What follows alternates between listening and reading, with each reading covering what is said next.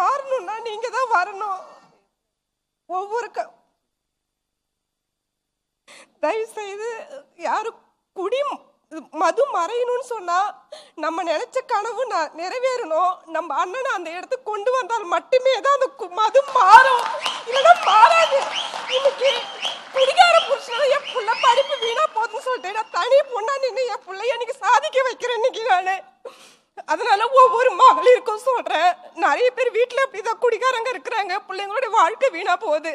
எல்லாரும் சேர்ந்து நம்ம நினைச்ச கனவை நிறைவேற்றணும் நம்ம அண்ணனுக்காக. அந்த கனவு நிறைவேறிச்சுன்னா ஒவ்வொரு மகளிரோட நிலைமையும் மாறும்.